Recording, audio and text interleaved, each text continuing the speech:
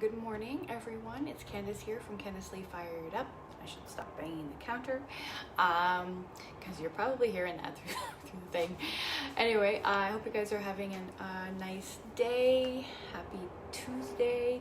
I'm just jumping on because I'm making my breakfast. It's a little late, I know, but that's just how it goes when you're now at home, right? So I'm actually going to use the homemade granola I made during my meal prep on Sunday. But before I do that, I should mix actually. So I've got my own, I've got some yogurt here. This is cashew, but you could use coconut or Greek or buffalo or whatever you like.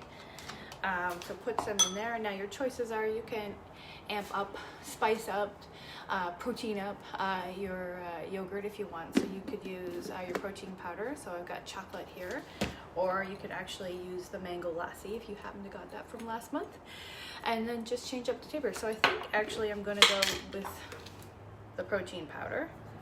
I'm just going to add a little bit in there, and mine's plain yogurt, so it doesn't have any sugar, like any of that in there, so it's just perfect for me to add in protein powder. All right, and that's that. Then I'm going to add my granola,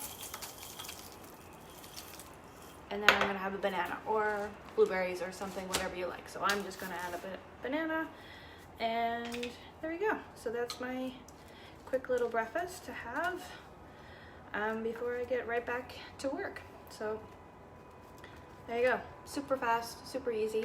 Oh, and if you wanted, you could top it up with Tutti Frutti, or if you got the Cocoa Crunch, you could do that.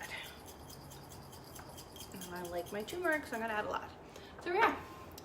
So chocolate protein powdered yogurt parfait with homemade granola that I made with apple pie spice and some nuts and some oats and Tutti Frutti and a banana.